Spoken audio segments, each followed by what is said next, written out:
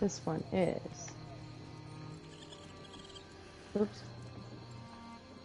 Episode 11, right? Mm-hmm. And then, did you name it anything else? Mm-hmm. What'd you name it? Deck the Hobbits. What? Deck the Hobbits. Deck the Hobbits. Because of... That's awful. Oh, because What? you're using a deck and Billy Boyd is in it. Yes. Oh boy.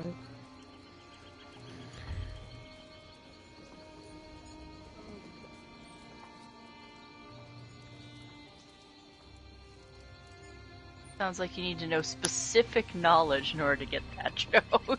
That tends to be Never's MO with some things. Yeah. You're currently in a party. Do you want to include the audio in your broadcast? Yes. You sure? Yes, I do. Are you sure? I do want to include the audio in my broadcast.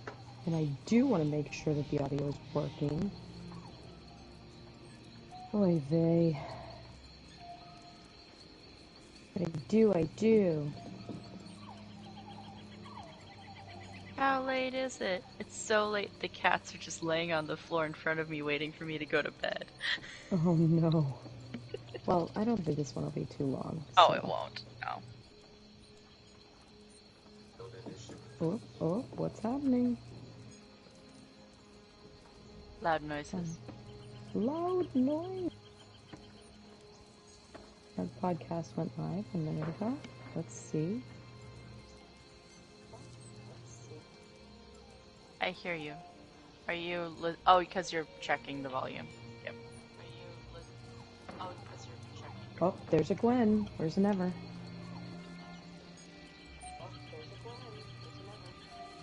And there's a Katie.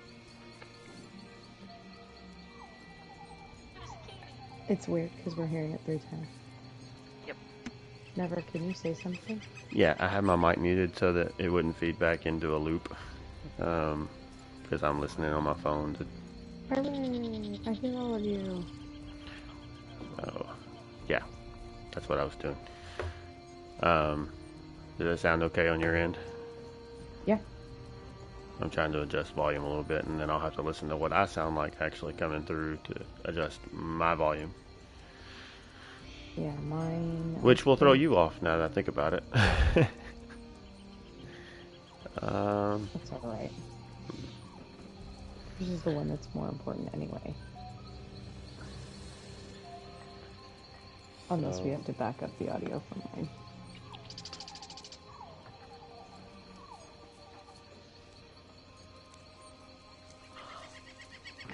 Okay, let me see on here.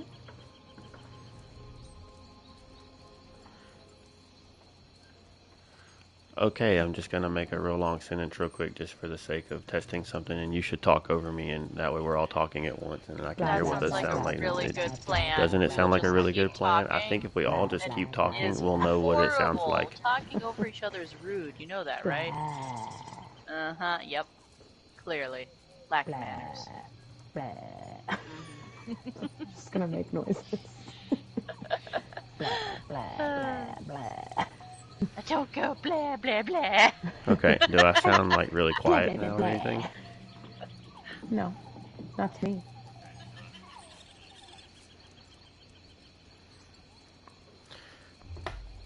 Turn my gain down on the mic, trying to...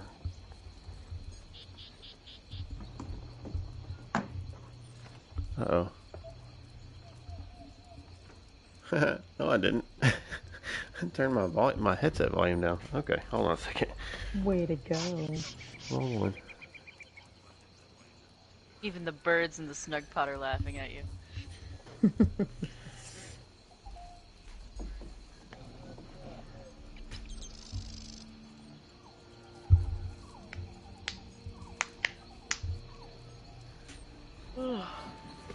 Okay. I thought that I had the right volume knob there, but it's actually the one on the top, so...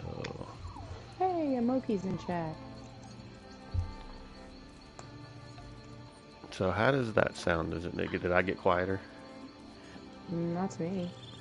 Mm-mm. Let's ask Komoki if she's here. How does the volume sound? You can be our tester. Yeah, Moki can be our tester person. You can tell us if we sound even. Or like do we- trash. Do we sound even? Even if we don't. Hey, you're still awake. So she said, hey, I'm still awake.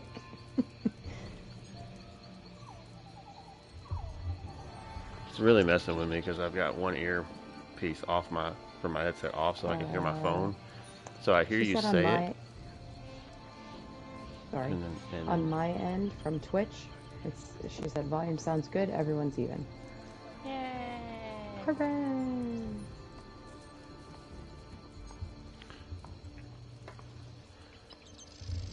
Can you hear me now?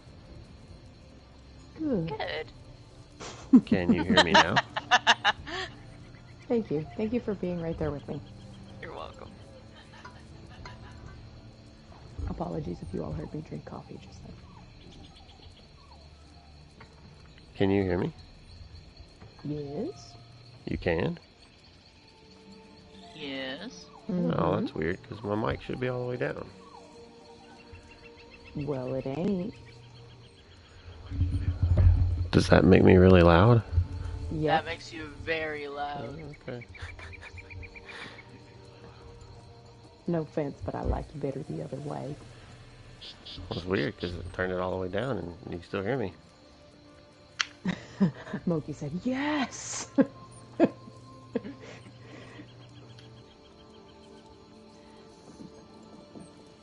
Okay, I think we might be okay. Well, that's debatable, but I mean, maybe for the show. Us okay? Well... Yes.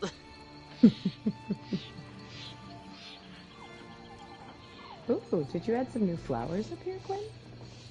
If I did, I don't remember. By this lamp? Like purpley ones? No, because the only thing I changed this week is I got rid of the bear. Added a rabbit and moved the chair. Yep. Nice, I see what you did there. Oh, I didn't even realize I'm a poet and I didn't know it. Do you hear yourself coming back through the mic now too? Nope.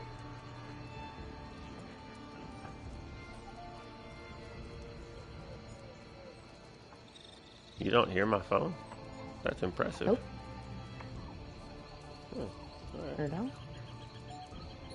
Oh, now I heard it for a second. I heard you, but I can't hear us.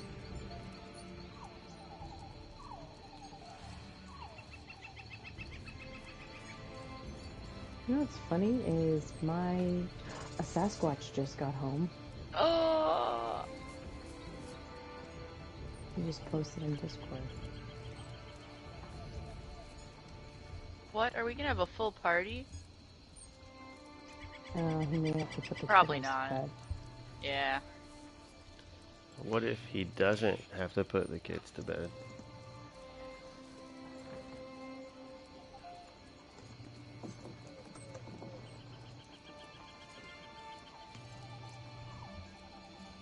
Poor Moki's like, I made it! Oh, I have to go to sleep.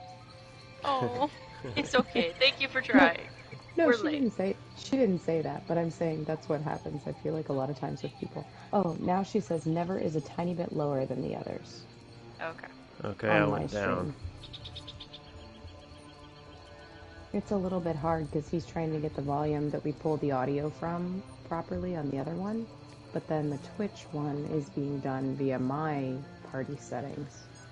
So what you may be hearing on mine won't be what the final audio sounds like, but also we don't want it where he's a lot lower and you can't hear him.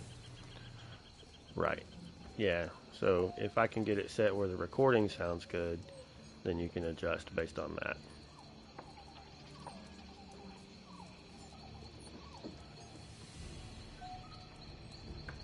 And then if Sasquatch joins, we can just completely wreck everything and start over. Just kidding. But yeah, we had to add a bunny, because I wanted another animal in here, you know? That makes sense, Yeah. right? Have an animal? And we tried, well, the dogs bark a lot. I already knew the dogs barked a lot, but you couldn't add a dog. But I tried to add a cat, because I thought if one of you guys end up buzzing, the purring of a cat would make sense, right? But the cats meow just as much as the dogs bark, so we get a bunny. Yeah. Yeah, sometimes the pet noises are pretty loud and kind of droning. And the bunny's pretty quiet. It hasn't made any noise yet. Yeah, I was like, I don't think they make a noise. The one with the flapping wings, is that the dragon pet that was in there for a little while? Mm-hmm. I ended up having to just turn the sound effects down because it was just like constantly. You can let me know. I normally don't have the sound effects on, so I don't notice. Like when you guys were telling me the crab was making clacker noises, I was so confused. It's all good. Now I hear you. You hear what? Oh, I was echoing on someone's thing. I heard myself. Oh, yeah. It was on yours. Now Yeah. everyone can see how horrendous my inventory management is and how I have, let's see, 3,482 tri-stat potions on me right now. I think we're all stuck with that. 200 crown fortifying meals. But only 26 essence weapon power. I am so Oops. jealous of how many crown fortifying meals you have. I only have like 6. What? Maybe How? 4. Because I use them, and I I do don't too. replenish them as fast as I use them anymore. They've just been, I've watched it slowly drop throughout, like, the past 2 years actually playing and doing dungeons with you guys. Yeah. Well, it's funny because I have like 200 of them, but I just constantly just like... I pretty much have one active 24/7. Like, even when I'm doing questing, I'm like, yeah, sure, why not? Yeah, I was doing that, but I don't get to do my daily rewards as often as I'd like. Yeah, me neither anymore. So does it sound okay on everybody's end now? I think so. Is Smokey still around? Yep, Moki's still there, I Does think. Smokey think it sounds okay? The last thing that was said was, I thought the bunny was a Sasquatch proxy. Ah! Another warden proxy, that would make sense. Mm-hmm, mm-hmm. Because if he does show up, we have to move the bunny so he can sit in a chair. Is he gonna show? I'll probably bring his bear so he could just stand. It's a bear in the room then, not the elephant in the room. He deserves a chair. That's true. I don't think an elephant would fit in the Snugpod. It'd be a little cramped. It might not get to the door, but I think if it got in the door, it'd be alright. I'm just trying to write, we are live with a pre-show. Oh, Moki says, sound is thumbs up. But instead it said, we are live with a tree show, which is kind of appropriate. That's not wrong. Yeah, I mean, it's a tree show. Publish A it. tree show. Perfect. A tree show pre-show. Yes. Oh, yep. I definitely. I can't edit. Yeah. That needs to be part of Branching out in the. the introductions. That needs to be part of the title. Deck the Hobbit with a tree show pre-show. You're the worst. Simultaneously the best. Mm. This is why they pay me the big bucks. Oh, yeah. What's your salary? I'm not As the supposed to co-GM, discuss I my want to know how salary. much. As the co-GM, I want to know how much you're paying yourself, because I think mine's $0. Oh, I'm not talking about that. I'm talking about the podcast. They pay me the big bucks for the podcast because I come up with all these clever things. I'm just messing with you. But I'm not supposed to discuss my salary. Oh, okay. Spotify said sure. that they don't want me to talk about that. Mm-hmm. because it would disappoint everybody to know that it's nothing. There it is. No salary. 0 salary. You made $0 and 0 cents. I am curious if I turned on some of the like ads and stuff that I could turn on, if it would even like be enough to generate like pennies, just to see pennies. Back when I used to generate, I won't say I built apps, but I used a website to generate apps for Android. I would jokingly tell my wife for a while, it's like, hey, I made 10 cents today. We're gonna be rich. And then one morning I woke up and I made like, and it was like $20. And then another morning I woke up, I was like 40, and then 80. I was like, what is going on? and at the peak, I think my highest month, I made like $1,800. I was like, wow. But it was like over $1,000 for a few months that it was bringing in just some extra money, and I was like, I don't know why in the world this is happening, but okay. And then ad serving to all of those got shut down because there may have been violations. Yikes. And, yeah, anyway. Did we get a confirmed no Sasquatch? I did not. You did not. See a You response. probably have to ping him. It's okay.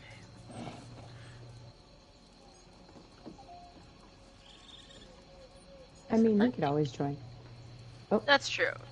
he could always join partway through. It's not like you can't just pop in the party chat. I just like to give him a chance to start from the beginning. Yeah. He can just pop in. Pop in? You mean like textures on games that don't load fast enough? Pop in? Yeah. Like, yeah. Yeah. Yeah, see? Yeah. Ah. It's my See, very there you go. impressive gangsta voice there. Gangster, not gangsta. Those are different, right? Yeah. Sure. I don't know. Mobster voice, is that better? Sure. I should probably not. They might not like me talking about that. Hold on, somebody's at my door. Yeah. And that was the last we ever heard from We him. know. Suddenly, the Black Sacrament was being chanted in the background. Cagney. Yeah, exactly. Cagney's at the door. Alright, so we well, don't know if Sasquatch is going to join. So we are 18 minutes in, so I'm going to call 18 minutes the end of pre-show. Okay. The start of real show. Let's do it. And hello, everyone. If you have been with us, thanks. And we apologize for the nonsense you had to endure. And if you haven't been with us, then hopefully we have eliminated the little scamps from trying to interfere with our audio. And we are all going to be present and heard tonight. Minus one Sasquatch who is unable to be with us unless he decides to pop in like a slow loading texture. Tonight I am joined by my two lovely co-hosts. I have one, Gwen the Bard. How are you? Hello. I'm good, thank you. Awesome Possum. And also a Gone Crazy Paxoon. How are you? Hey, I'm good. We made it. We did it. Hopefully we kicked all the scamps out. Yeah, the pre-show thing might have to be sort of a normal thing going forward, just so we can make sure that that's not going to be an issue, because, man, that's frustrating to spend all the hard work and put all that time in and just go, where'd it go? So It happens. It does. So we've got some news that's a little less newsy than it would have been previously, because by now maybe you've already heard of it, but we'll still touch on it. And we've got some new articles that have come out this past, were they just this past week, is that right? Yeah, literally right after the last show, because we tend to do stuff on Sunday, and then sometimes they drop stuff on, Monday or whatever. Right. So yeah. So, awesome. Well, let's just jump right into the meat of things. Is that a Bosmer joke? Unintentionally? Because Although, Gwen and I are sitting here. now that you say that, that sounds kind of disgusting. Like, jump into the meat of things, knowing that you eat your enemies. And, We didn't know that you drank raw. Listen, I don't follow the traditional sense of the meat mandate. It's fine. I don't either. No offense. So I think you're safe. Well, I don't really advise eating meat anyway. I'm kind of furry. We're not hardcore green packed people. If you can't tell by that bowl of blueberries sitting in front of us. Yeah, well, as a cat who has experienced fur balls, you don't want one, okay? Hair balls, that's what I ment to say. Yeah, you don't want to cough one of those things up, so don't eat me. Nope. All right, so recently, as we tried to discuss once before, they had some hardware changes that they've made. They changed out some servers for PCNA, and now the game is amazing. It was terrible before, and now it's great, right? Sure. I mean, I don't know that it's perfect by any means, but apparently, there have been some really positive feedback things, at least when they first did it, from the PvP side of things, because people were saying the PvP seemed to suddenly run quite a bit smoother. Cyrodiil seemed to be a little bit better. So I think they're hoping that by exchanging some of that hardware for newer stuff and kind of catching up a little bit, that it will also help with some of the, input lag issues and issues that they've been having on that side of things. So it seems positive. There's quite a few PvPers who are streamers who heard about it and jumped back in and tried it and seem to be fairly happy with the way it's going. So hopefully it sticks.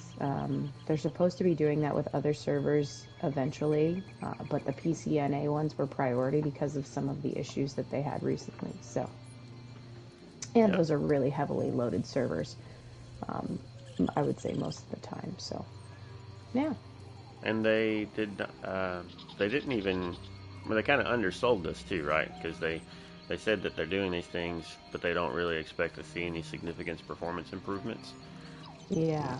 So I think the fact that there was a bit of a performance improvement was not surprising, but kind of a refreshing thing for people, because that was not expected. Right. There was just quite a bit of downtime that day, and then it was like, okay, hopefully when we come in, this fixes the login queue issues. Well, people were still getting like those 1-second queues every once in a while, but apparently it seemed to change some of the other performance challenges. So let's hope that it keeps going in that direction, since that's one of the things they were really focused on this time There's around. a wall.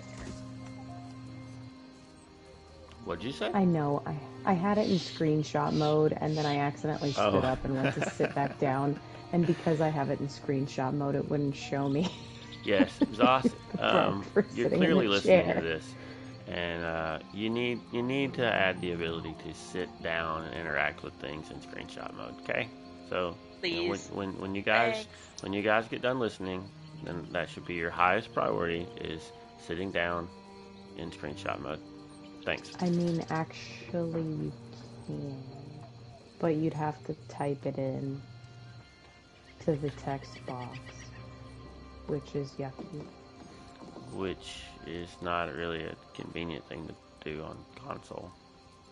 Nope. So. Like, I wouldn't even know how to start, so... You just do / and then whatever the action is you want to do. Or the emote. I mean, I guess sit chair would make me produce my own chair, but still. I like being able to produce my own chair just out of thin air. Hey, see what I did there? Alright, furball guy. So that bunny likes to eat Khajiit, in case you were curious. Is that the bunny with the red eyes? Yeah, it is a pretty... I know why you sat him there next to because she. Scary looking bunny. Oh, Sasquatch just said, "What? Now I know I'm not the only reason we start late." I'm gonna say, "Come on down, buddy." Door's unlocked. I mean, it's just curtains, but it's unlocked. Yeah, so the door's open, so Sasquatch might join us, and if so, awesome.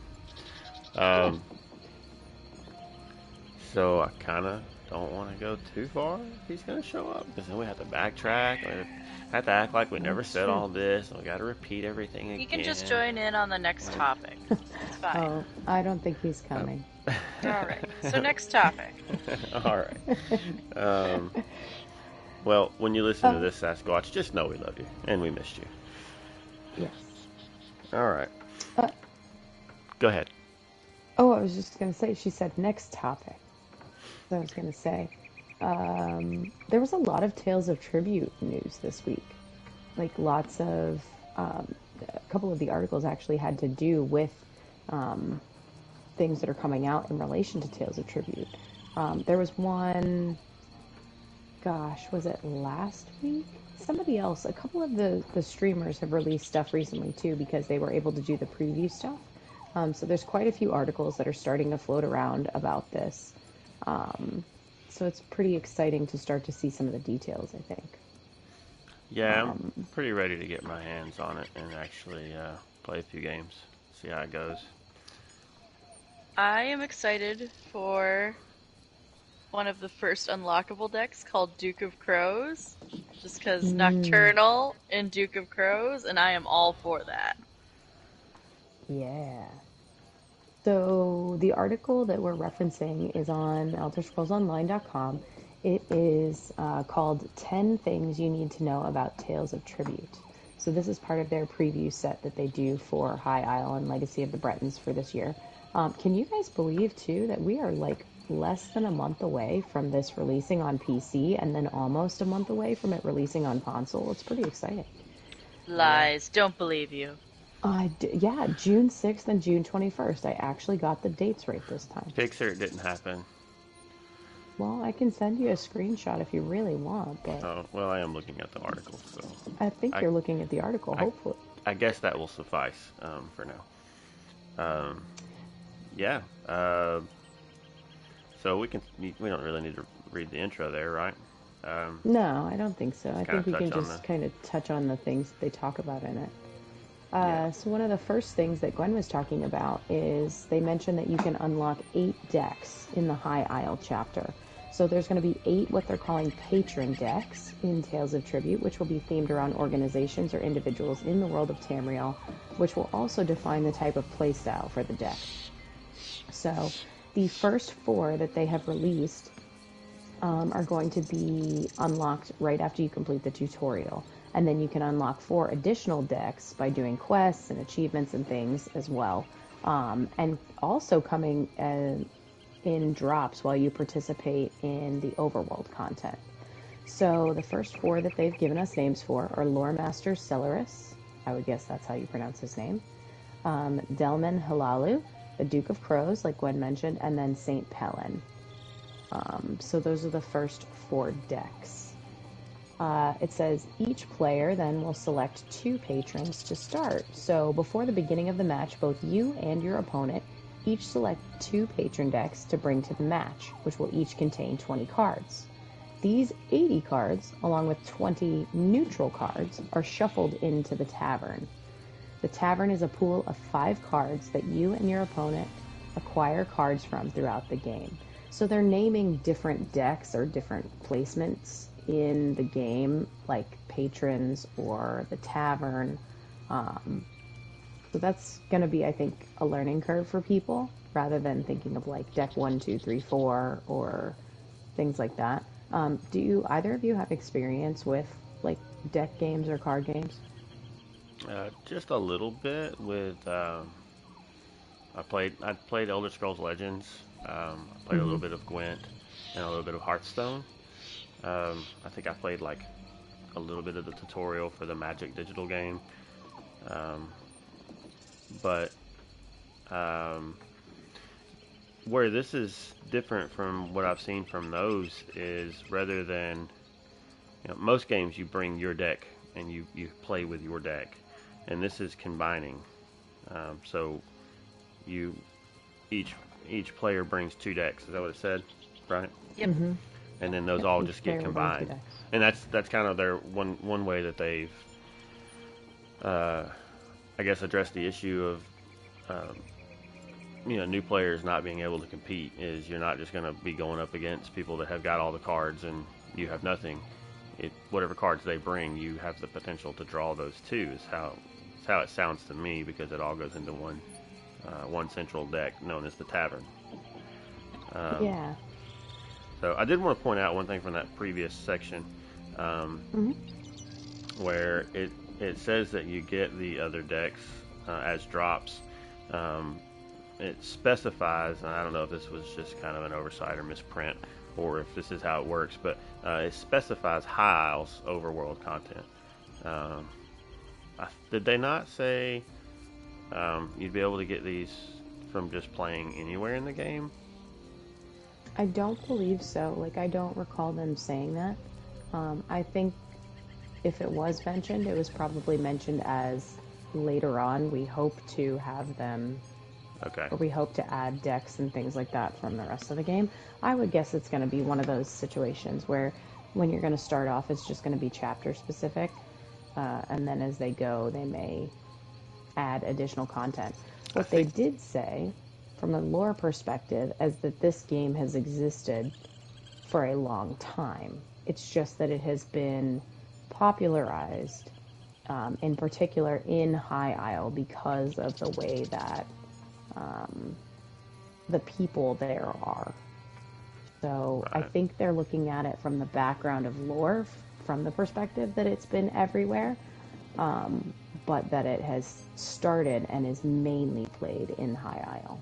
Did they say that you'd be able to like encounter people in like the taverns and stuff throughout the existing zones? I really thought that I remember them saying, kind of along with what you're saying, is that they want it to feel like this has been there. So if it's suddenly just in one zone and not, it kind of seems to sort of go against that a little bit. But I don't recall. I don't remember the specifics. Anyway, that's not important. What is important is you only have 90 seconds per turn. Which Is actually sounds like a lot when you think about it, because 90 seconds, that's a lot of time. Yeah.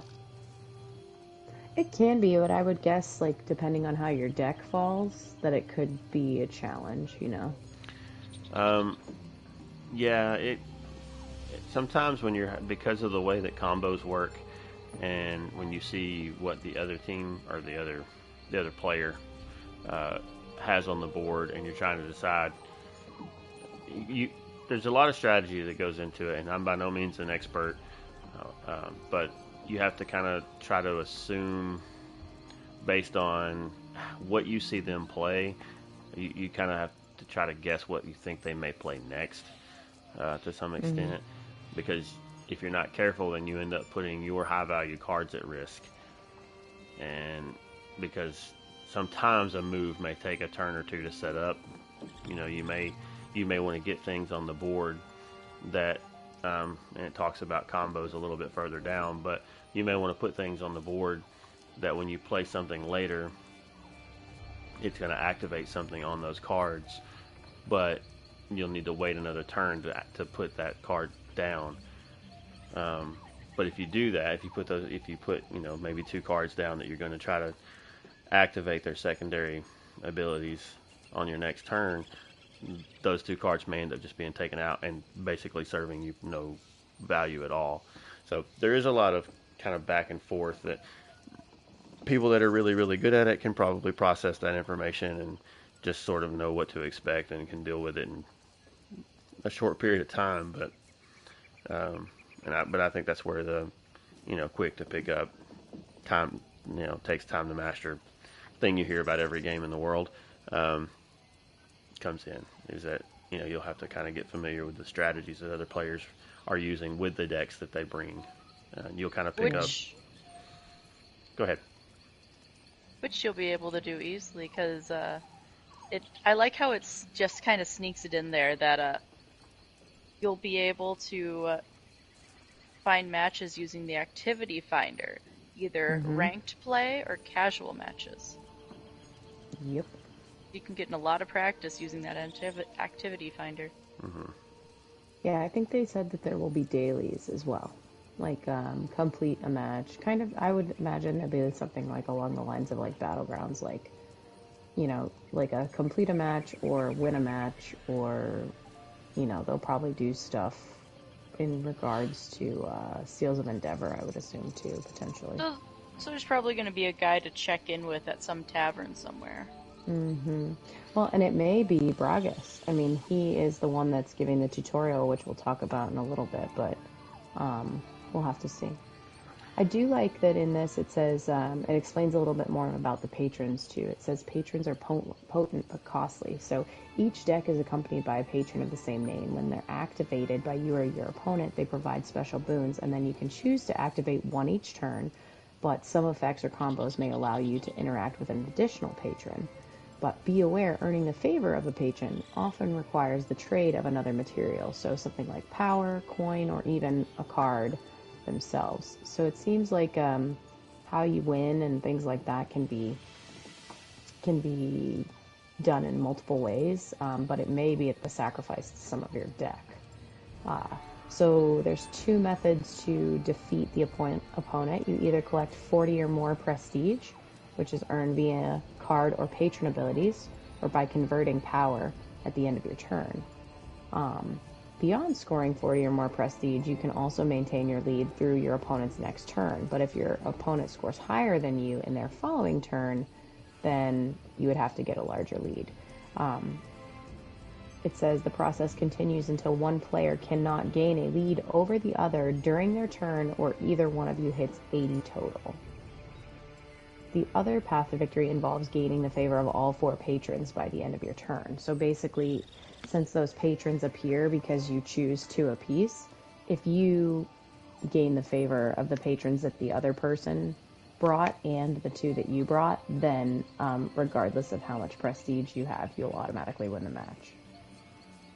So it's kind of like, are you smart or are you popular? That's kind of how I see that. I bet you have to bribe that Duke of Crows with bright, shiny gold. Oh, I'm sure. It's going to be interesting to see how they have. I mean, I guess you could go watch somebody that's playing it, and you'd already have these answers. But I haven't done that. But I am curious to see how the patrons play, and the patrons. How the patrons play and the different, because it says, each one has a play style somewhat associated with it, right? Yep. So how they work those in and the different things that you have to do in order to win their favor.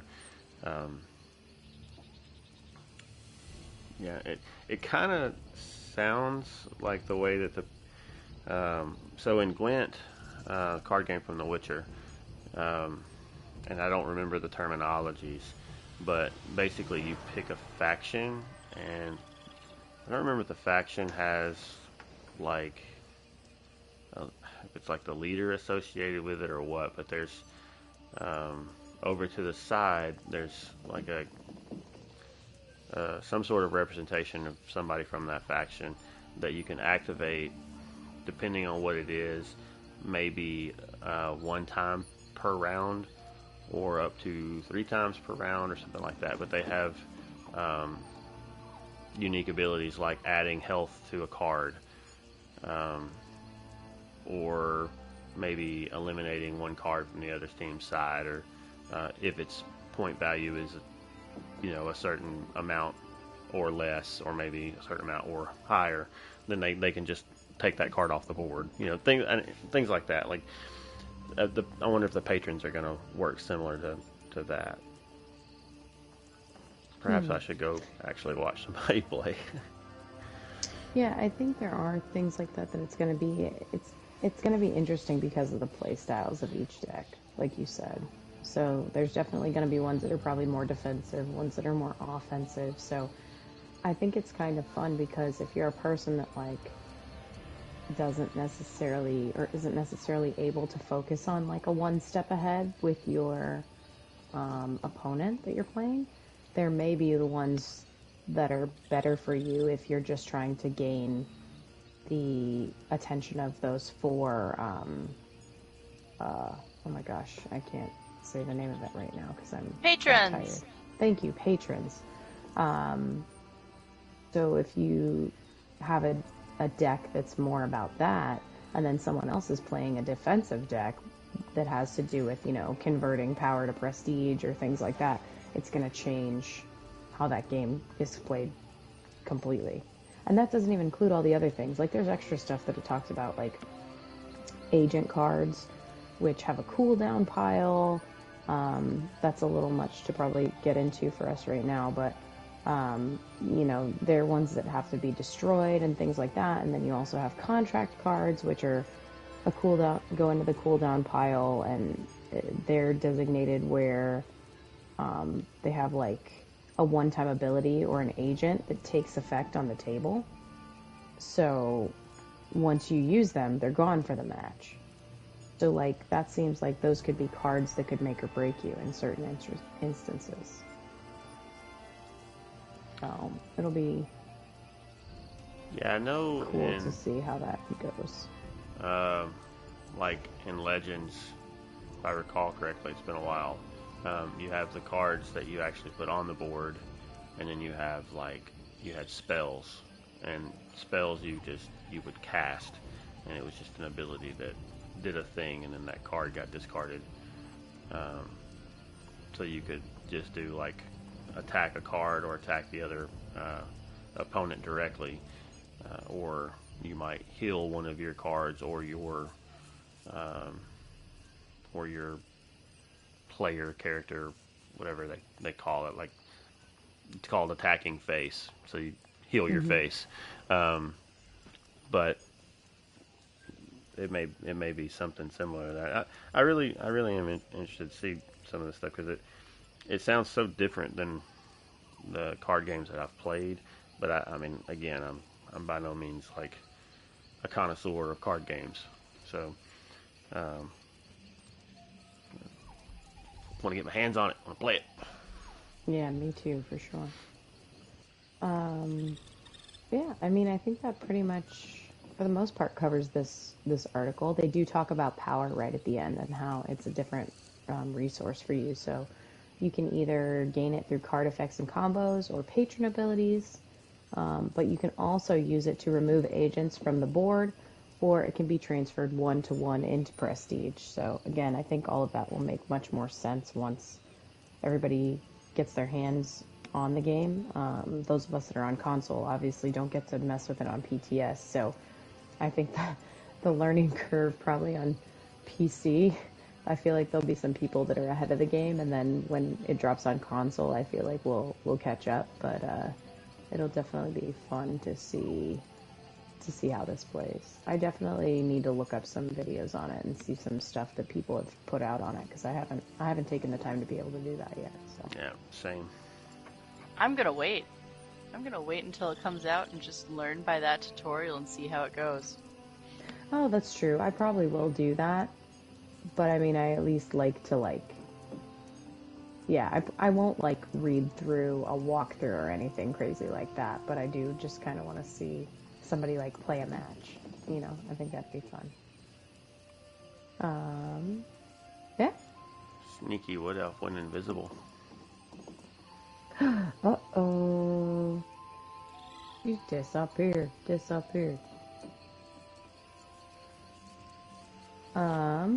While she's coming back, did we lose her altogether? I think we may No. have. No. Oh, okay. Whew. Got scared there for a second. So let's talk about why you named the episode what you named the episode, Never. Well, I named the episode Deck the Hobbits because we're discussing a card game which is being introduced to us by one of the hobbits from Lord of the Rings, Yeah, Billy Boyd. who was Merry. I thought you Or- said Hobbit because the character itself is a wood elf. Bragus. No. Yeah, because, hobbits, wood elves, basically the same, right? Oh, every person It in made there. sense to me. Every lore person just shuddered. Let's see. Was he Merry or both. Pippin? Billy Boyd? Yeah. He was... wow. I'm it awful. Aren't they the I feel same an awful character? Lord of the Rings Come person. on. No. I love they Lord were of the Rings. Friends. Why am I having a brain fart?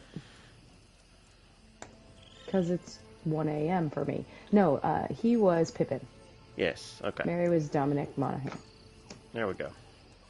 Yeah. So, anyway, that's why I gave it the name, because we're talking about cards, and we've got a guy that played a hobbit now playing a wood elf, you said, and introducing His us name is to the Bragus. game. Yeah, and that's what the next article is. Well, actually, it's not even necessarily an article. It's more of a hey, check out this video. Yeah, it's like a video introduction to Bragus, which is pretty cool. Yeah. And if you watch that video, one of the things I thought was pretty cool about it is when he's talking about his character, and he says he thinks that he really he sees this as someone who enjoys watching other people succeed, and he wants everyone to do well. So it's kind of a nice, encouraging character to interact with. You're going to meet him, and he's going to be like, "Hey, I think you're great. You're swell. I hope you do well." Anyway. Sure, it's not going to be just this wood elf who goes, "Hey, you want to draw a card or want to play some cards?" Just like this guy who's trying to show you this carny game. Because I could see it going that way too, honestly. He's the wood elf equivalent of the Khajiit that will sell you crown crates. Exactly.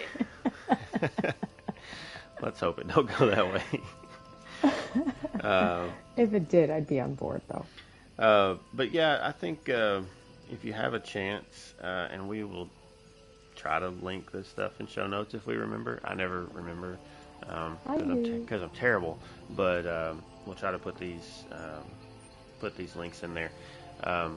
Definitely go check this video out. It's only 4 or 5 minutes long. It's not even. It's 2 minutes and 30 seconds. Is it? Okay. I watched it, but I wasn't really paying attention to how long it was. I knew it was short. So yeah, go check it out. It's a good video, and gives you a little bit of a preview of the character, and I don't know how much interaction beyond, I guess, the tutorial you'll have with. It says he's in the quest line. Okay. All right. Yeah, I did say that. So. It says, in this adventure, Boyd serves as the voice of the card-playing wood elf Bragus, who plays a pivotal role in the tutorial and questline for the deck-building card game Tales of Tribute. So, I think he's going to be around for a while. Pretty exciting. Yep, that's going to be cool. Definitely going to go get Ember, and then we're going to go find this guy and learn how to play cards. Yup. So maybe in that order, maybe not in that order. No. We'll you see. gotta stop and go fishing first. Do I? Ember apparently hates fishing. Oh yeah. I saw that and I was so sad. Yeah, but I'm thinking I saw Ember's your thing. Well, she can't be perfect. perfect. She's a cat. What cat doesn't like fish? Oh, I think she'll eat the fish. I just don't think that she wants to get in the water to catch it. From the article we read last week, it sounds like she is very impatient, and fishing is an activity that requires a lot of patience, so it makes sense. Yeah. I'm just disappointed. That does make sense. Your rapport with her is going to go down every time you catch a fish. Stop it. Stop stopping for fish. We have things to do. Let's go blow Instead stuff of instead of distracting Bastion with finding a thieves' Jeez. rope. Hey, go look at that firefly! Isn't that cool? Grabs thieves' rope. Speaking of fireflies, Bragus, is that his name? Yes. Mm-hmm. He encourages betting on torchbug races, apparently. Never bet on anything that can run faster than you. Torchbugs are okay. There you go. So there you go. Just throwing that out there. So the next thing we've got is the trial preview. Yeah. Yes. This is like a really short trial preview. It's not a full breakdown or anything with Finn, but again, it's coming to us from ElderScrollsOnline.com, and it's the Dreadsale Reef trial preview. And holy wow! All I can say is our audio version will not do these pictures that are in this article justice. So can I describe them? Yeah, please. Okay, so we start off with this giant thing that looks like a lurcher, but made out of coral and animated with water. It almost looks like a lurcher wearing overalls. I'm just saying. Okay, now I can't unsee that, and I hate you for it. It's a lurcher wearing coral overalls. I'm done with you. There's that. Gwen so vividly described it, and then you come in and say he's wearing coral overalls. I'm sorry.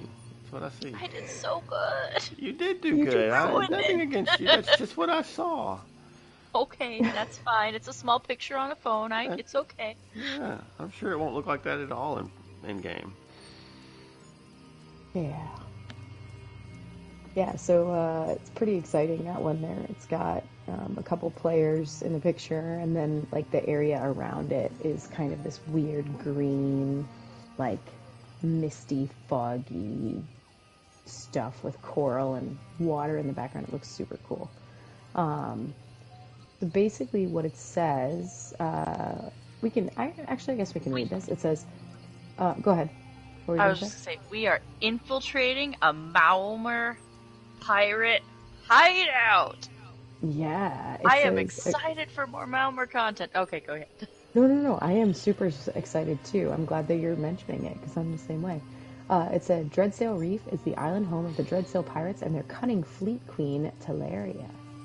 Explains Mike Finnegan, the ESO's encounter lead. A group of Malmer that has been plaguing the Isles of late, the Dreadsale are a scourge of the seas, patrolling and raiding shipping lanes and attacking merchant vessels, and generally being a nuisance. So basically what happens is you find out about the location of their harbor, and it's not a secret, so now a Breton flotilla sails out to Dreadsale Reef to go after the pirate fleet. So that sounds like a really neat quest line. Yeah, it sounds so cool. Let's see, what else does it say? It says, to ensure that the pirates are wiped out, High Isles Admiral Galvandir, I'm gonna say? Galvandir has concocted a daring plan. While the Defort flotilla battles the Dreadsale fleet itself, a smaller invasion will storm the beach and make its way to the pirate city and capture the fleet queen before her sea magics condemn the High Isle Navy to the deep. So it's kind of cool because it sounds like in the quest line there's like two assaults happening. Like you're part of the, basically like the Tamriel SWAT team, I guess, that's gonna go in and infiltrate everything behind the scenes while they're being distracted by the other stuff that's happening out in the actual ocean, which is pretty cool. It also says we get a chance with Dreadsale Reef to explore the Malmer a little more and craft some really interesting abilities. They use water and the sea in new and remarkable ways, so players should stay on their toes and expect the unexpected. So, yeah. This one, when you scroll down, we can talk about the picture, I guess, of the people chilling in the cool armor, Listen, but I'm really interested in that bottom one. Yeah. Like, whew. What were you saying you were gonna I was going to say, expect the unexpected. I'm expecting that air astronaut to be utilizing that air ability to make hurricanes, okay? That's what I'm expecting. Yeah, it says, exactly, because I guess this quote from Finn says, group coordination is really important. Everyone has a job to do, and being able to perform in tight windows is crucial. That makes me think that he's going to do some gnarly mechanic or AoE where it's like, okay, if you don't do this in the next 2 seconds, everybody's dead. Because it says, tanks need to pay attention to their monster placement and spacing, while DPS and healers will need to know which mechanics to engage with and when. So that makes me think that there's going to be a ton of stuff going on at the same time, and it's going to be like, okay, pull the ads. Okay, don't pull the ads. Okay, do this mechanic. Okay, now this person has to do this mechanic while these people aren't. Like, it feels like that's kind of what that quote says. So I bet you're right. The last picture that Gwen was referencing looks like this gnarly, massive, like, air atronach, but it's made out of coral, and underneath you've got, like, the party, so the players are underneath in this, like, water area, but it literally looks like a maelstrom or a hurricane underneath it. And there's some players that are outside of that circle and some players that are inside. Now, in the picture, who knows what's actually supposed to be happening. But, yeah, it looks super cool. And they mention crashing waves, monsters, and myrrh in the boss battles. So. Also, that thing has a ship anchor in its head. Yeah, it looks does. marvelous.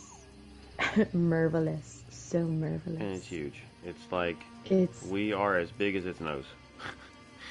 Yeah, if you think of, if you've ever been in, what is it, Hell Ra? Is that what I mentioned earlier? Yeah, so if you've ever been in Hell Ra and you've seen the air atronach in Hell Ra, it's like, it looks like it's like 3 times the size of that. So big. It's so big. So big. It looks super cool. You'll earn the Swashbuckler Supreme title if you get all of the Trials achievements. And then you can also get the Storm Scourge Howler mount and the Storm Surge body and face markings. So that is pretty cool. The mount itself looks kind of like water, like contained into the shape of an animal, and then it's got all this cool like coral type armor on the outside. And the body markings look like waves. So, they're actually on a Khajiit in the picture. I feel like whenever they show us, like, body markings on stuff, they don't typically do them on, like, Khajiit or Argonians or things like that. So it's pretty cool that they showed it on this one. What the heck It's is that? fur paint. I like how it defines that title as extremely extra. The extremely extra Swashbuckler Supreme title. So what does that mean it requires? That's what I want to know, if it's extremely extra. I don't know, but as someone who works around a lot of teenagers, I hear that expression all the time. You're so extra. It's like, you want to finish that sentence? Extra what? Just extra. You're just extra. Like, you make no sense, kids. This article struck a nerve with our You're just a lot, okay? Members. Yeah, there's going to be some trial-specific item sets, of course. The one that they mentioned specifically is the Pearlescent Ward Heavyset, which when fully equipped will grant a bonus to you and your party's damage, in addition to their damage reduction, based on how many members of your team are dead. What? Well, dead or alive. So it's a tank set. It's dead or alive. You get extra damage based on the number alive, and damage reduction based on the ones that are dead. Oh. Yeah. So it says grants you up to 11. You and up to 11 members. Pearlescent Ward increases weapon and spell damage by up to 180 based on the number of group members alive, and damage reduction from non-player enemies out of 66% based on the number of members that are dead. So it's one of those dual condition sets that, depending on, you're going to get an increase to your DPS if everybody's alive, but if you start having people fall off, it's going to help keep you alive so you can get back in. Yeah, they actually mentioned that this set is fantastic for groups who are learning. Mm-hmm. So, like, while your group is trying to figure out what the mechanics do, this will help you stay alive longer, potentially, due to the damage reduction, so that you can actually figure out what the mechanics are, rather than like, okay, hey, we got through this first wave, but everybody died on the second wave, so let's start over. So... Now, the downside of that... Go ahead. Oh, I was going to say that could be useful for groups who are just getting together or just learning, things like that. So my question would be, does this set become somewhat obsolete, though, once you know what you're doing? Because the 180, it says up to 180 weapon and spell damage, which, I mean, any increase you get is good, but that's not a huge number. And, you know, are other trial sets that we already have going to be better options? Because if it's designed to be kind of a learning set, and you get it from one of the harder trials, or what they're saying, you know, requires tight windows and all that, I just wonder if this will be a set that once people have gotten familiar with the trial, they're like, I'm just going to go back to using what I was using before, because this one's not really, I don't know. It's an interesting set. Well, think of it like for trial progression groups. For once you have it, you're just going back and you're going through all those trials for the first time. Right. Yeah, I think it'll definitely have its place. I wonder, you know, groups that are familiar with things, if this will be a set that sticks around, or if they're like, no, once you know what you're doing, just go ahead and ditch that for X other set. Or it will just stick around because that restoration staff or lightnings, whatever, the staff is just really freaking cool. Yeah, set does look cool. Or it may, like, kind of a weird way to think about it would also be that may allow some people, like, say that you have the same group that runs every time. If your tank is running that, it may allow some of your DPS, not that you get a lot of extra damage out of it, but it may allow people to swap around some of the sets that your DPS are wearing, or even your healers are wearing, if the tank is taking up some of that extra, you know, weapon damage, I guess you could say. Right. Maybe take a set that they were getting a little bit of weapon damage from, and swap it for one with higher crit chance or something. Yeah, or even swap out what glyphs you're running on stuff, right? Yeah. Because maybe you don't need then the extra weapon damage. You can use, you know, health or crit, like you said, or, you know, change what piece you've got set, what pieces you've got set where. So, could be fun with groups that are kind of running non-meta or just messing around, because it says up to 11 members, right? But that does mean that you could still use it in a four-person situation if you wanted to. Okay, I have to ask you a question. I'm looking at the shield, and I'm not a fashion person, so I could have the word wrong here, but does that look like is it a corset? Hold on, I'm scrolling back down to see. To me, it looked like it was broken off of like a dragon or something. It looked more like a giant scale. Yeah, so what it is that's the shape of the sea snakes. So like the Maormer, you know, have that. Have you ever seen the antiquity that's the statue that's the sea snake? I was right. It's a giant scale. Yeah, that's shaped like that. So when I'm looking at that, what I'm seeing is two of those Maormer sea snake shapes almost making like a heart. Right. It's not meant to be a heart, but it's like two of those mirroring each other with like a big scale or something in the middle. That's kind of what I see. But I do see what you're talking about. It does kind of look like a corset piece. it looks like it's like the part that looks like the heart in the middle is like a layer underneath. Where your chest would go. Yeah. Yeah, and like it's multi-layered, and then anyway. Yeah. So y'all, if you're listening, go look. You can go look at that and make fun of me for thinking that in the first place. You know, whatever, it's fine. Yeah, to me, I see that as two of those Maormer snakes, the symbolism of the sea snakes, the giant sea snakes turned in, facing towards each other, like almost nose to nose. Oh yeah, no, I definitely see that. I still just think it looks like a clothing article, but you know. For sure, it does. The shield definitely. I mean, it can have the like snakes clothing. and still be clothing. You know. Technically, a shield is armor, so kinda. yes. Yeah. Kinda. Yeah. It is interesting though that that's the only piece that looks like that. Like, I I mean, they do have that sort of shape in the arrows, like the quiver, and a little bit in the bow and the maces, but on the maces it looks more like horns to me than it does that snake sort of shape. Yeah, it comes down a little more than the maces. They still are kind of going up toward the top more, where the on the shield it sort of comes back down. Okay, now I can't unsee it for myself personally, but the helm kind of is Creature of the Black Lagoon to me. Creature from the Black Lagoon. Like with the, do you see what I'm talking about? It's With got the like little fin. the fin on top. All right, Yeah. cosplayers, take note. Creature of the Black Lagoon. There you go. Yep. Creature from the Black Lagoon. There it is. So there you go. That's your High Isle Dreadsale Reef preview. Yep. So, which brings us to the lore. The lore, or Ascendant Lord. Okay.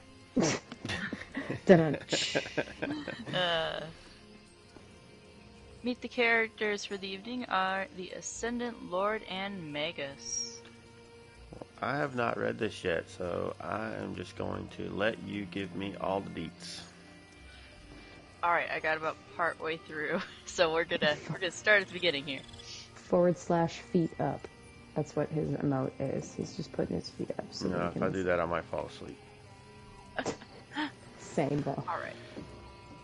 Conversation with the Ascendant Lord by Adandora, Chronicler at Large.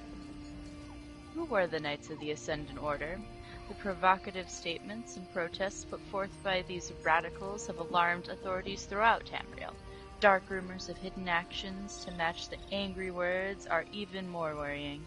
Now, thanks to your humble chronicler's persistence, the secretive leaders of the Ascendant Order speak directly to you, my faithful readers. My meeting with the Ascendant Order leaders involved a blindfold and a long wagon ride on a meandering route. When the blindfold was finally removed, I found myself in a farmhouse cellar with hooded guards standing watch. Before me sat a proud mage and a lordly knight, each dressed in fine-planed armor with helms that hid their faces. The Lord spoke first. You may refer to me as the Ascendant Lord, Madame Adanadora. I am told you wish to meet with us. How can we help you? I'm a chronicler, I replied. But no chronicle is complete when you hear only one side of the story. The authorities say that you are agitators and anarchists. I want to give you a chance to set the record straight. You'll relay our message without the typical embellishments and baseless speculation that usually marks your work, the mage said, no doubt sneering beneath his visor. What you call embellishment is simply journalistic style, I explained. People don't read things that bore them, you know. As I'm sure you appreciate, dear reader. The Ascendant Lord raised his armored hand. You condemn her before she's written a word, Magus. I'm willing to see if the lady is good at her promise. Ask your questions, chronicler. I decided to start with the obvious. Who are you?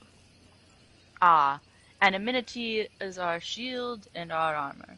We are all around you, your relatives, your neighbors, the everyday folk of Tamriel. As I stated, you may call me the Ascendant Lord. This is the Ascendant Magus, my second.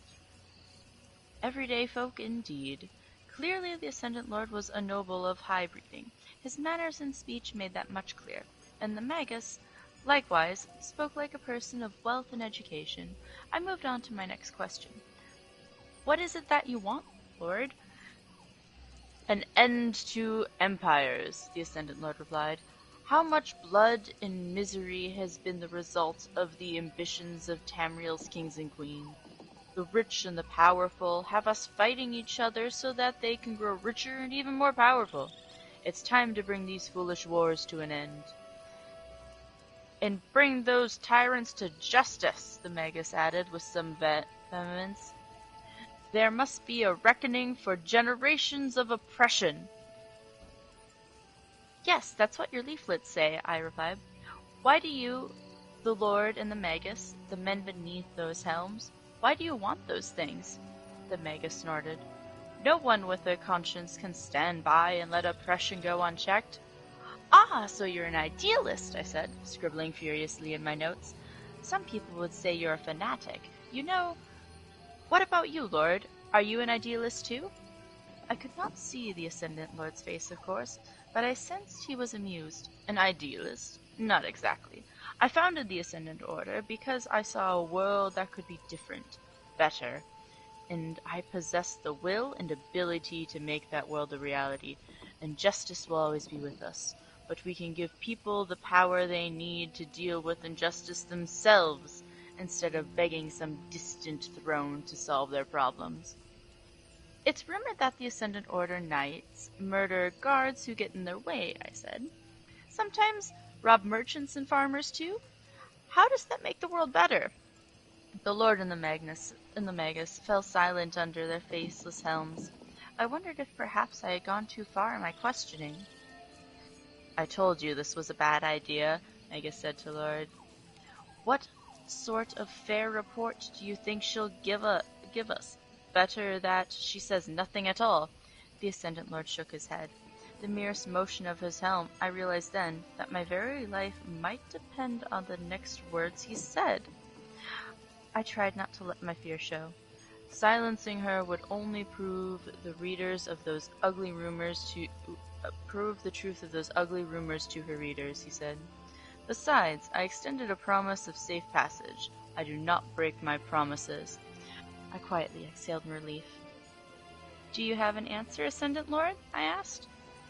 One shouldn't pay heed to unsubstantiated rumors, Madame Adandora, he said.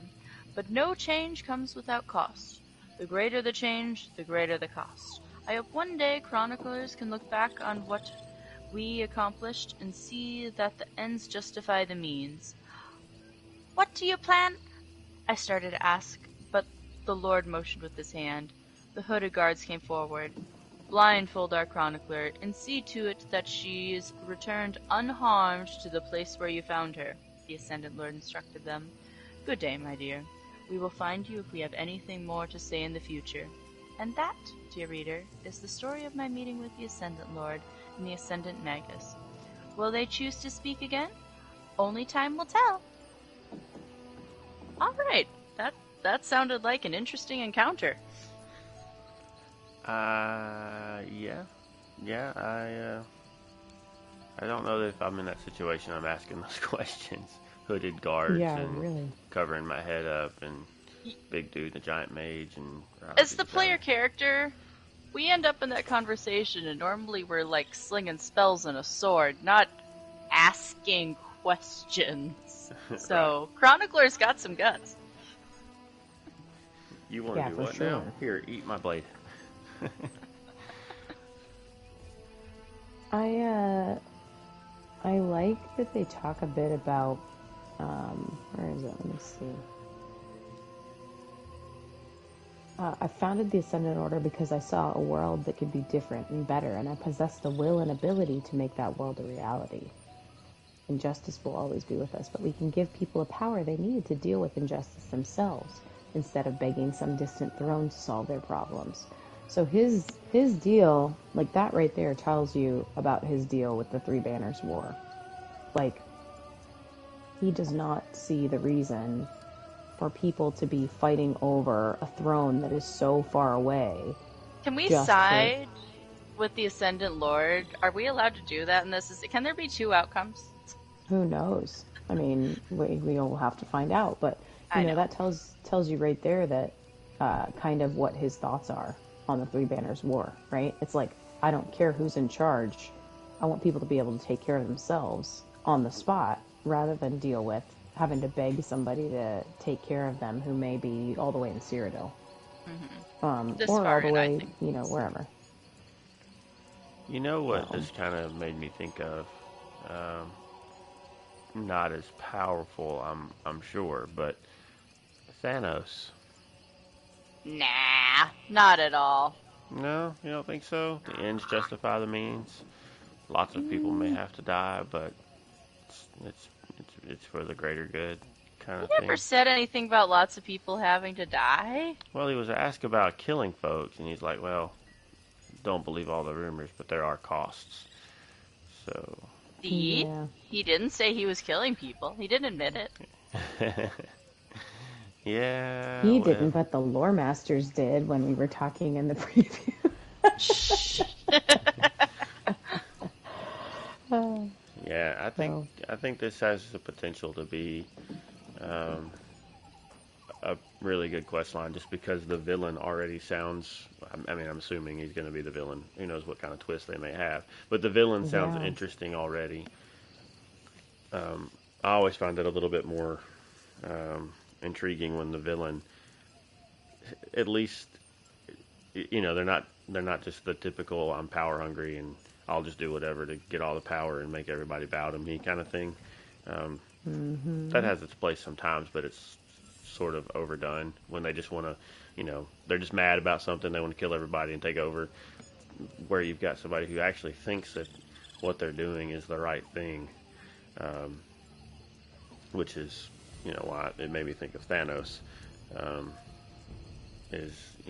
Thanos kind of thought what he was doing was really the right thing for existence, with a very tremendous cost associated with it. So this sounds like, when he's asked, what are you, she's the chronicler, anyway, the chronicler was about to ask, what are your plans? And that's when he silenced. He said, nah, we're done here. Yeah. But, just said that the end, hopefully they'll say the ends justify the means. So what kind of massacre does he got planned? Yeah.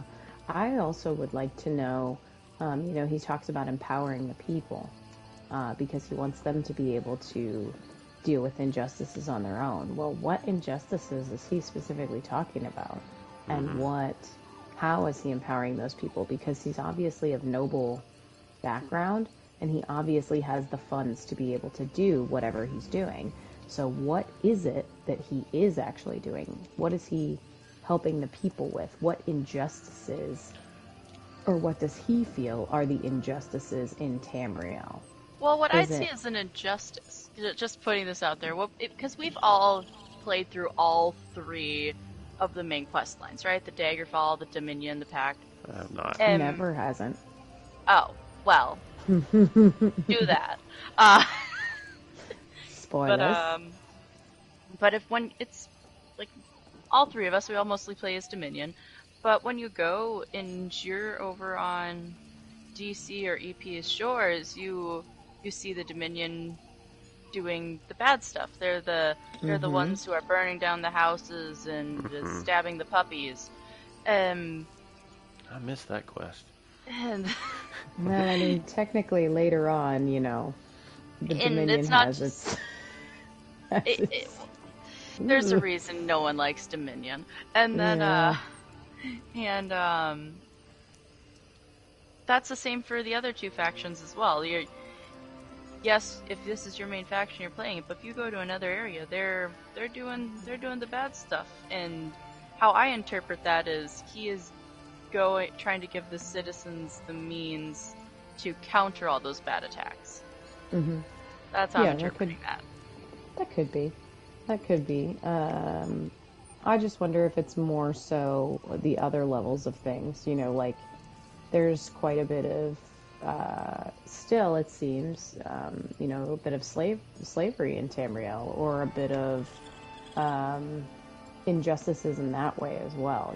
People men and mer being discriminated against, or men and mer being manipulated in ways to benefit the alliances that aren't necessarily the best overall for their people or for their culture or background. Because you see that a lot even in the quest lines, right? So I wonder if it's also things like that. Just like people being able to take care of themselves and being able to not need other people in Tamriel to support them in those ways. Maybe that's why they're based in Vardenfell, because they're trying to break down that Argonian slave trade. It could be, who knows. But, yeah, It'll be interesting to see. And how much of that is just the front for, the ultimate end game? If that's just, he could also just be lying through his teeth. Oh, it's Yeah. totally. It's totally just him putting. He's trying to become emperor, just like everyone else. I was gonna say, yeah, for all we know, that could be too. Yeah, you sell your message well enough, and people from all three alliances start to back you. Before you know it, you've got more people fighting for you than either one of the three alliances do, and then you can basically take over all of it. Well, more so than that, why the Mages Guild and why the Fighters Guild? We still don't know. Because they also, remember, in some of the previous stuff we've talked about, the people that are invited, or the seals that are going to people, are going to the three alliances, but also to the Mages and the Fighters Guild, right? Right. Do I remember that correctly? Well, they were Right. at the first peace talks. Yeah, they That's were kind of- neutral yeah. parties. Horribly wrong. Right. So...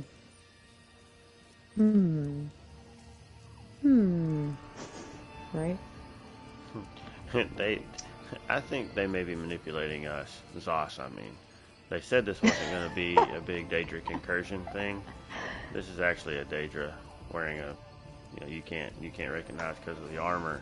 It's going to manipulate from everybody, ASMR. and then all the Daedra are just going to storm through, and once everybody's in one place, kill them all. And, Okay, so what Daedra have we not had to deal with yet? well, they never die, right? They just like get temporarily cast out or something. I know, but if we're Yeah. going out on the wall of crazy like thoughts here, what Daedra have we not actually had to deal with for a quest line yet? That's who it is. Well, I haven't played enough of the quest lines to answer that for sure, but I mean, I was joking, but I mean, we don't really have from Mara, right? Except in the last, Blackwood had a little bit of He had Hermamora. a quest line in Craglorn where you have to find books for him. Yeah. That's right. I'm not sure I've done that one. It's a good one. I recommend it. it could just be bowling balls finally coming back. It has been years, right? No. Boring. It's not sanguine. Too much war, not enough debauchery. Yeah, too much war, not enough wine. Which was the one in Skyrim that tricked you into the drinking game? Sanguine. Was that was? Sanguine. Okay. It was sanguine, yeah. It's Periat. He just wants to make everybody throw up all over everything. Or the I'm the just one kidding. that pooped out the other thing. Malakath. Yeah, Okay, do we need to hop off the wall of crazy now? maybe. I think we should before we Okay. get into some weird stuff here. Okay, well, The we'll Ascendant hop Lord off is the not wall. going to poop out other people. Okay, I hate everything. Yeah, no, I'm very excited. This kind of gives us a little bit of insight into the Ascendant Lord and into the Magus, and I think that'll be, pretty fun to see. Pretty fun. Well, that wraps up everything as far as our news goes. Did either of you have anything from this previous week in game you wanted to share? We normally do that at the start, but kind of forgot. No, not really with me. I've had a lot of real life stuff because it was my actual birthday this week. So I've been not online very much or in Discord very much. So it's just been the normal kind of like log in, do writs, log off right now. We haven't even gotten to run a dungeon or anything lately. So It's been a while, yeah. Yeah, we need to fix that. We need to run a dungeon. Yeah, we do. Dungeon. Anyway, yeah, I don't remember when I think maybe the last time we tried to do this, I might have mentioned it then, but I finally got to 7 on my scrying and excavating, so I've actually gone in and I've been able to do a few of the gold leads I've been sitting on. I'm sure I've lost some by now, but I had a few that I had, and I was able to go and get those done. So that's fun. Nothing overly exciting yet. I've got one piece of one or two different mythics, I think. So to chase those, but yeah. So that's kind of fun. I may hopefully have my first mythic piece within the next 6 to 8 weeks or months, or eventually. Nice. Eventually is always a good option. Eventually, yeah. You made me go in and check, and I have 2 mythic pieces that I need to work on right now. I mean, not right now, because we're in the Snugpod, but I have to go to the Deadlands. Right. Yeah, I need to actually... Speaking of the mythics, did you guys notice... I noticed this the other day, because I started playing Skyrim, but the enchanting table you can get through Antiquities, it's like a more of a reddish version of the one that you have that exists in Skyrim, in the Skyrim games. Oh, really? Yeah, it's that type of build with the points and the skull, and yeah. That's cool. So how do you get the lead for that, for everybody who's wondering? There's different things in the Deadlands you get the leads from. I don't remember because I got them randomly just playing through the Deadlands. Yeah, I have 3 leads right now from there that are, I think probably from bosses or dailies, I don't recall. Alright, well, I think that does it for the show then. Gwen, did you have anything? No, I've been doing real life stuff too. Okay. Well, we do have a housing contest. It's going to run through the 21st of June, up till console release for High Isle. It is you decorate your own Snugpod, and if you win, what do you get? The torch bug. The famous green torch bug. That's right, a green or yellow. I'm not sure which color it technically is, but the original, kind of torchy bugs that they had. So hopefully the code we have works. It should work, hopefully. Yep. If not, we'll figure that out. But it was gifted to us by Caddy Jax, so thank you for that. I will do my best. I really need to get into our Discord and get a channel set up and get the rules and everything in there. So apologies that has not happened yet. There's just been a lot going on in real life. So I haven't been able to do that, but I will try and make time to do that hopefully sometime this week. But rules are pretty simple. You can use any theme, any design within your Snugpod. It can be acquired in-game for gold, the Snugpod, and we know that decor takes a little bit of time, so that's why we're making it kind of a longer contest. And it's not just open to lore seekers, it's open to people that listen too. So as soon as I set up the channel in Discord and we talk about it, we'll figure out how, if you are not a lore seeker, but you do listen to the show, and you want to submit an entry, we will figure out how to get that done for you as well. Hopefully we'll be able to do either some Snugpod tours or do some screenshots and things like that where we can check out your Snugpod. Now this is a PlayStation contest. Yes, thank you for clarifying. Yep, we gotta stress that this is a PlayStation contest. Yes, sadly I do not have torch bugs to give away on PC. Or not at the moment. More specifically, PlayStation NA. Yeah, because we don't play on EU. We may have characters there, but not with enough to have anything to give as prizes. So there may be other prizes as well if we get enough entries. And we have several that we like, and then we'll do a grand prize, and then we'll figure out some smaller prizes to go along with it, so that I don't want to have 100 people compete and only one person gets something. Like we'll try to do something to go to do second and third place, something like that. But we'll just have to wait and see what it looks like as far as entries, and figure all that out closer to time to wrap up the contest. And one other thing that we may do, we see some Snugpods that we like. We may be like, hey, set a table down, put us some chairs out, and we'll come and have our show there once. It'd be fun. And it was mentioned if you're not a lore seeker, you'll be able to do this too. But you can always just fix that and come be a lore seeker. We'll talk about that a little bit more shortly. Yeah, you can absolutely join us. We have a Discord, and you can see our events and announcements there. We are trying to get some more things going, but great news is we actually have a new event that's just started recently, and hopefully one on the horizon. So yeah, we've had Moki, one of our lore seekers on PlayStation, has started a fishing event. So pretty exciting for that. It's typically on, I believe. Hold that thought. Hold that thought. I just got booted.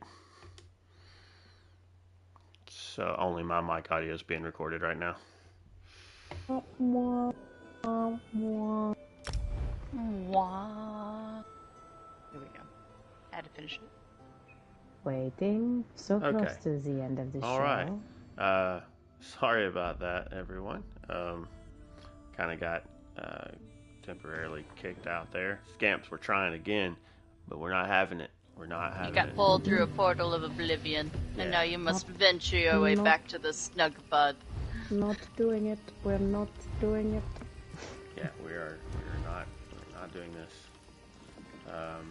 So you were saying the fishing event just recently started that Moki is hosting, and that's going to be Monday nights. I believe 8 p.m. 8 p.m. Eastern. Is that right? Yep. 8 p.m. Eastern. She typically starts grouping with people anytime after 7:30, I think. And the great thing is it's working towards the Master Angler achievement. So that's for the title, the boat, all of that stuff that goes along with that you can get the achievements for fishing.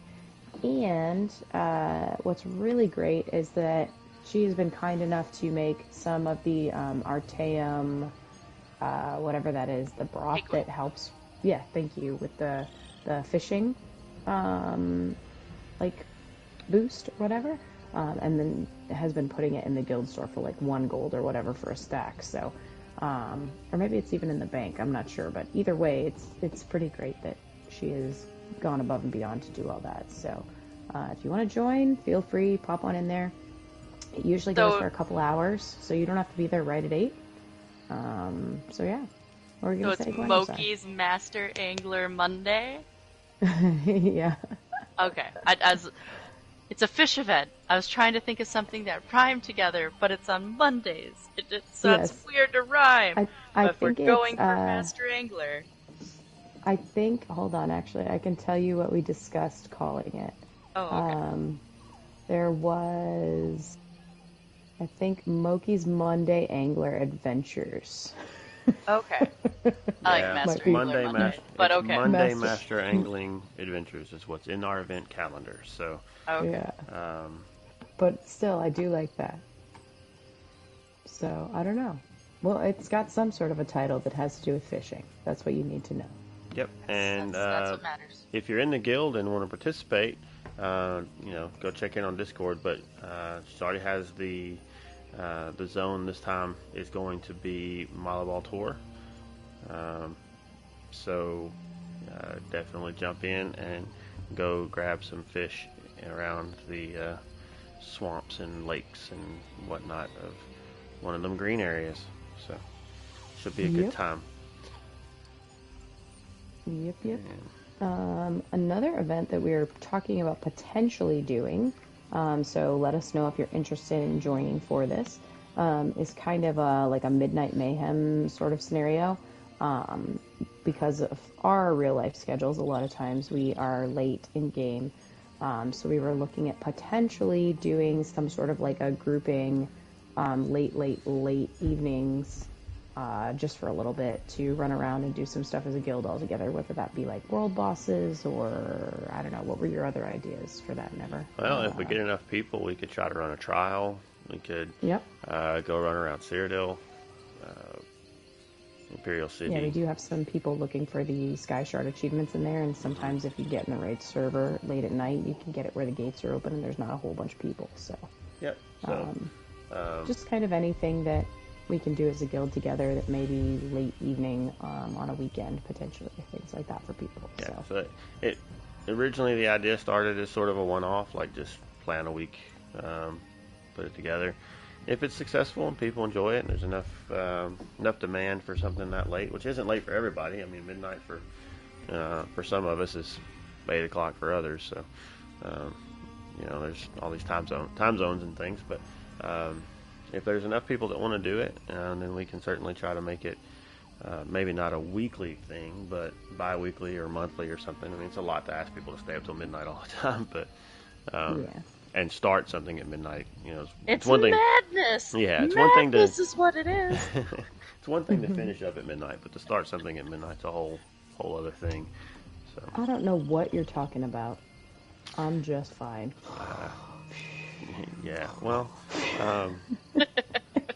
I'm not promising not to release an audio clip from the previous attempt at recording last week. Are you talking about where I fell? Are you talking about where I fell asleep? Because go ahead, release it. That'll be funny. Yeah. Yeah, I mean, it's pretty bad when you have a show and one of your hosts bores themselves to sleep. So I didn't bore myself to sleep. It was 2:30 so you're in the saying morning. We bored it you to is sleep. 10 till 2 right now. You're saying we bored you to sleep. Okay. She was working on her sleeps per second. It's fine. Right? That's a stat, sleeps per second. You guys know that I sleep PS. Yeah. Exactly. You're going to get that new trial dummy for the guild house so that you can practice your sleep PS. Mm-hmm. Yeah. All right. All right. Social media. Yeah. So if you are listening to us and you think this probably was the best thing ever live, it's not. You're wrong. But if you thought that and you want to come check us out, you can watch us on Twitch. We are on twitch.tv/snugpodcast, or you can just go on YouTube and search Snugpodcast, and videos will be up there too. But if you are watching and would rather just listen, if you say, if it's putting the host to sleep, I should probably listen because I can't sleep at night and maybe this will help, then, you can listen to us on Spotify, Apple Podcasts, Google Podcasts, Stitcher, and several others. So just check your podcast app and, just Google or search for Snug Podcast, and hopefully you should find us there. We are also on other social media things, such as the Twitter. You can find us on Twitter at Snugpodcast, and you can also email us if you want to if you are already with your Snugpod and you want us to know that you want us to come tour it, or just let us know. Tell us where we can see your Snugpod by using snugpodcast@gmail.com. Woot woot. Yep. And what about joining the guild? How would one go about doing such a fantastic thing as becoming a lore seeker? If you would like to become a lore seeker and join our guild, you can go to loreseekerseso.org. From there, you can join the guild by putting in an application and downloading Discord. It's very, very easy. And then once you do that, one of us will take a peek at it, one of the officers, and hopefully as long as you pass the I'm not a big old meanie head test, you'll be able to join the guild and do your role selection, and we'll get you going from there. We do have Lore Seekers guilds pretty much across all platforms and servers for the most part. There are some that are a little less active than others due to time zones and things like that, but in general, we pretty much have most everything covered across NA and EU for the most part. So feel free to join us, and we look forward to having you in the guild if you do come that way. So, yeah. And if you have event ideas and you are interested in hosting those things, let us know. We are all about empowering members to, guide others on the things that they enjoy doing, like the fishing event. Moki enjoys fishing. Some other people enjoy fishing. So we have an event now that someone hosts that, and you can tag along, and just it's a nice, relaxing way just to get to know your fellow guild members, and while chasing some achievements and getting some cool stuff from that. And if you have in the past, we had an event where someone just went through a zone and kind of talked about the lore from that zone while maybe killing world bosses or just getting all of the points of interest. That was an event we had in the past that was, kind of, it's a cool thing to do. It's real laid back. Or if you're like, hey, I want to start trying to get trials going, and I'm an expert in trials, and I really enjoy teaching. Just let us know. We want to see some things like this get going. But it's hard to do everything. So the more people that can step up and do those things, then the more of that kind of stuff we can have on the calendar. So reach out and let us know, and we will definitely get you pointed in the right direction on doing that. And with all of that said, I think that wraps us for this week. I think so. So I think you did it. You ladies have a lovely night, and our listeners and watchers, you as well, and Sasquatch.